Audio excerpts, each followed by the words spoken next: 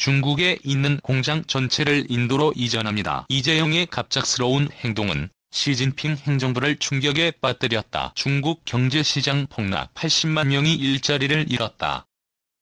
중국 성장세가 정점을 찍고 내리막길을 걷는 피크 차이나 현상의 대안으로 인도가 떠오르고 있다. 미중 갈등의 코로나19 팬데믹 봉쇄로 중국 산업의 경쟁력이 떨어진 반면 인도는 높은 성장률을 이어가며 14억 인구를 보유한 대국으로 자리잡았기 때문이다. 삼성전자, 현대자동차, LG전자, 포스코 등 국내 기업은 물론 애플 등 글로벌 기업들도 사업의 무게 중심을 중국에서 인도로 옮겨가는 흐름이다. 5일 재계에 따르면 LG전자는 최근 인도 푸네 공장에 20억 루피를 투자해 양문형 냉장고 라인을 증설했다. 신규 라인의 연간 생산 능력은 약 10만 대다. 그동안 LG전자는 푸네 공장에서 1도어 냉장고와 2도어 상냉장, 한행동 냉장고를 생산해왔다. 그런데 최근 인도 시장에서 저가인 1도어 시장 대신 2도어 시장이 비중이 커지자 생산 라인을 증설한 것이다. LG전자 인도법인의 지난해 3분기 누적 매출은 2조 5,800억 원 수준으로 코로나 직전인 2019년 3분기 누적 매출을 회복하고 성장 추세에 있다. 삼성전자 역시 인도 공략을 강화하고 있다. 특히 최근 전 세계 2위 규모의 스마트폰 시장인 인도에서 신제품 갤럭시 S23 시리즈를 내세워 1위를 하겠다는 목표를 밝혔다. 노태문 삼성전자 MX 사업부장은 지난 1일 열린 갤럭시 언택 기자 간담회에서 인도에서 1위 자리를 탈환하고 지키는 것이 우리 목표라고 말했다. 인도 스마트폰 시장은 중국에 이은 2위 시장으로 삼성전자는 샤오미에 이어 시장 점유율 2위를 차지하고 있다. 포스코도 성장 잠재력을 보유한 인도 지역에 대한 투자를 추진 중에 있다. 최정우 포스코그룹 회장은 올해 신년사에서 2030 성장 비전 달성을 위해 인도 지역의 기존 투자와 시너지를 낼 수 있는 현지 완결형 투자 기회를 모색하겠다고 밝히기도 했다. 이에 앞서 현대자동차는 2028년까지 400억 루피를 투자해 전기차 관련 연구, 개발, 과 인프라스트럭처를 확장하기로 밝혔던 바 있다. 현지의 전기차 시장 주도권을 잡겠다는 의지다. 기업들이 이처럼 인도에 주목하는 것은 인도가 생산기지이자 소비시장의 역할을 동시에 담당할 수 있기 때문이다. 14억 인구를 보유한 인도는 올해 중국을 제치고 세계 1위 인구대국 자리에 오를 것으로 예상된다. 한국은행은 인도 경제 현황과 성장 잠재력 리스크 평가 보고서에서 서방 국가와 중국, 러시아 사이 갈등으로 글로벌 공급망에서 중국 역할이 축소되면서 인도의 반사 효과 수혜가 예상된다고 밝혔다.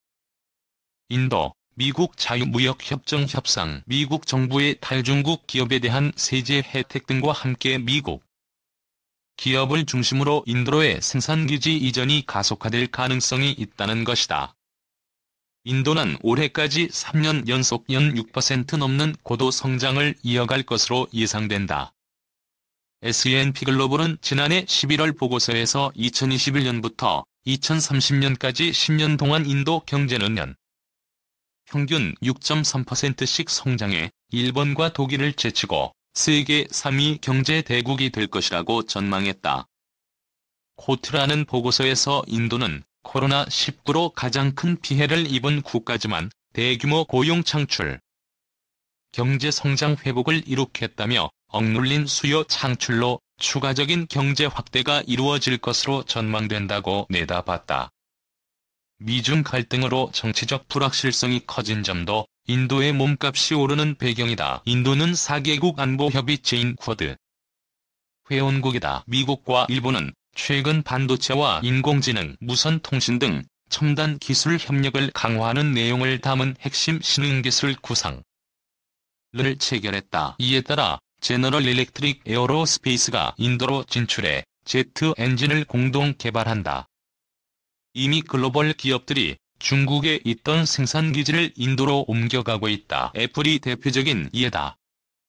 외신에 따르면 애플은 아이패드 중국 생산 라인을 인도로 옮기는 방안을 검토하고 있다. 지난해 9월 출시된 아이폰 14도 인도에서 생산된다. 중국의 제로 코로나 정책으로 정저우 폭스콘 공장 가동이 원활하지 않아 실적이 악화한 탓이다. 애플의 작년 4분기 순이익은 1년 전보다 13.3% 감소했다.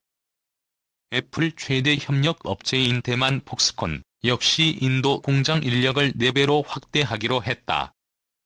지난해 9월에는 인도 광산업체 베단타그룹과 손잡고 약 1조 5,400루피를 투자해 인도 구자라트주의 반도체 디스플레이 생산단지를 건설하기로 했다. 대만 3위 파운드리 업체인 PSMC도 인도에 반도체 공장을 짓는 방안을 검토 중이다. 구글 모회사인 알파벳 역시 구글의 픽셀폰의 일부 생산 라인을 중국에서 인도로 옮기고 있다. 한은은 인도 경제 고성장 가능성을 고려해 적극적으로 인도 진출을 모색해야 한다. 며 성공적 진출을 위해서는 먼저 진출한 서방 기업, 인도 정부 규제, 비친화적 기업 환경에 대한 대비도 필요하다고 조언했다. 2. 삼성전자 중국 대신 인도 택할까? 투자 계속 늘린다. 인도가 중국을 대체할 주요 국가로 부상하고 있다. 코로나19 당시 중국 정부의 고강도 방역 대책으로 산업 전반이 공급망 문제를 겪은 데다 최근 미중 갈등으로 중국 내 사업이 갈수록 어려움을 겪으면서 인도를 택하는 모습이다. 23일 재계에 따르면 삼성전자는 인도 현지 시장을 겨냥해 공격적 투자에 나서고 있다.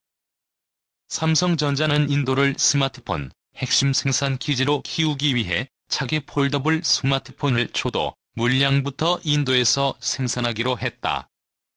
인도는 삼성이 중저가 스마트폰을 생산하던 곳이다. 인도가 글로벌 스마트폰 시장 중심지로 떠오르며 스마트폰 세계 1등을 차지하기 위해 현지 생산 체제로 전환하는 것이다. 미국의 대중국 수출 규제가 중국의 반도체 산업을 빠르게 붕괴시키면서 휴대폰에 이어 반도체 생산 시설 이전 가능성도 나온다. 지난해에만 중국 반도체 기업 5,746곳이 등록을 취소했다. 폐업한 반도체 기업 수도 2020년 1,397곳이었지만 2021년에는 3,420곳으로 급증했다. 미국이 추진 중인 중국에 대한 첨단 반도체 및 칩 제조 장비 수출 제한으로 인한 불확실성도 문제로 꼽힌다.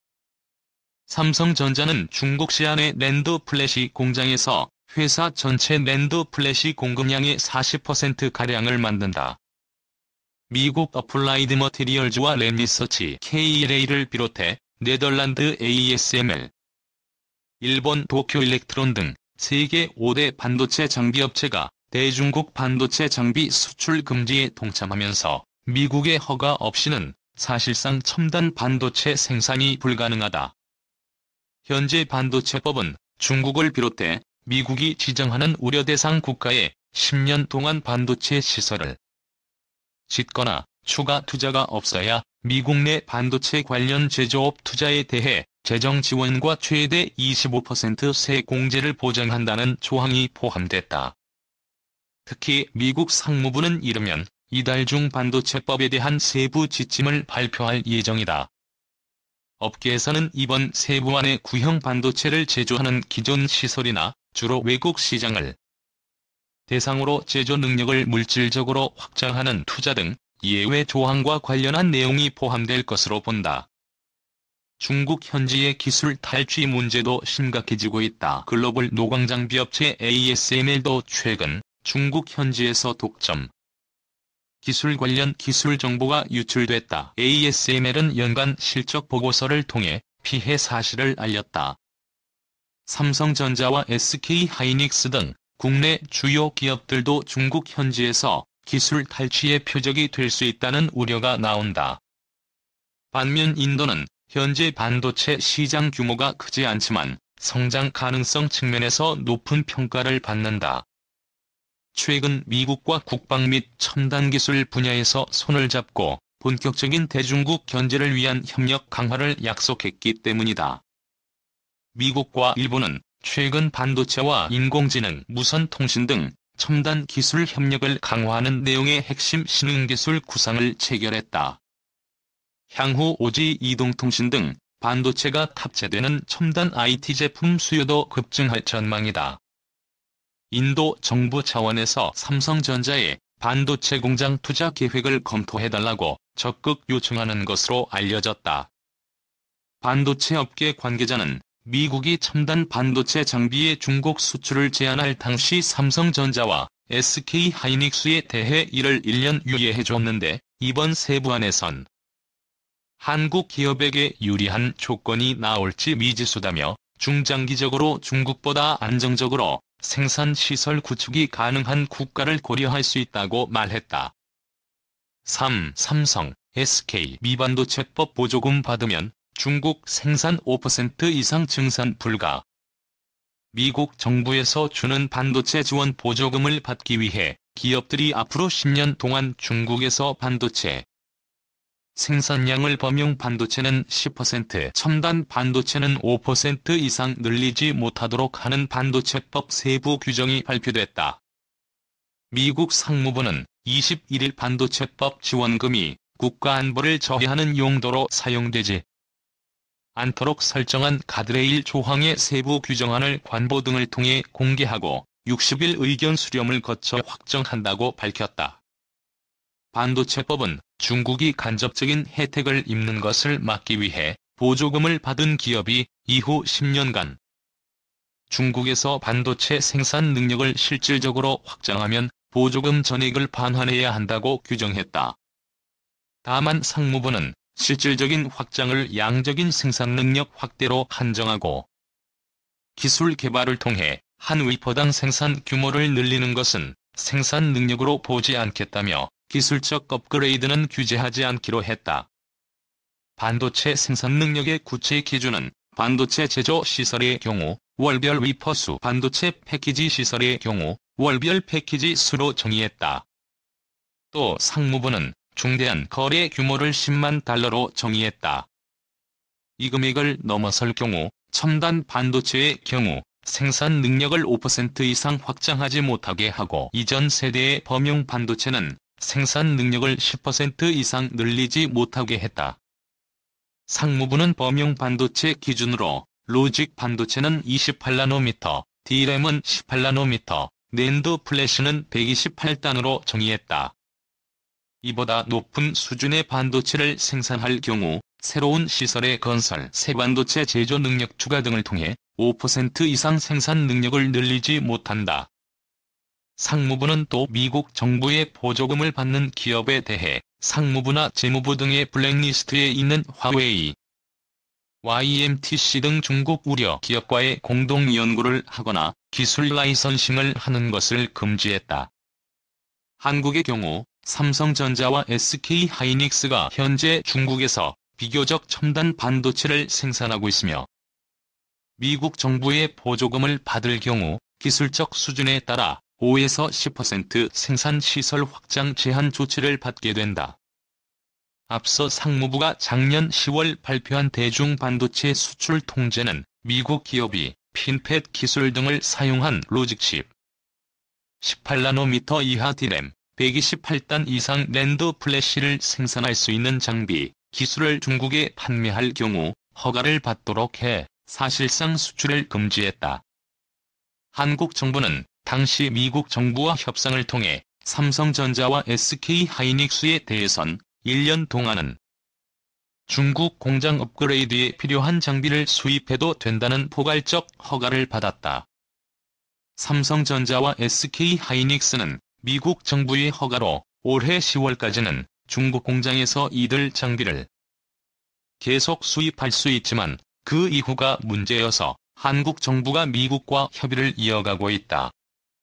상무부는 이날 그동안 반도체법 이행 과정에 파트너 및 동맹과 긴밀히 협의했고 앞으로도 그럴 것이라면서 협의 상대국을 한국, 일본, 인도, 영국 순으로 명시했다. 지난 르몬드 상무부 장관은 보도자료에서 우리는 반도체법이 지원하는 혁신과 기술을 통해 미국과 동맹의 기술 및 국가안보 우위를 확대하려고 한다며 가드레일은 우리가 앞으로 수십 년간 적대국들에 앞서는 데 도움이 될 것이라고 밝혔다.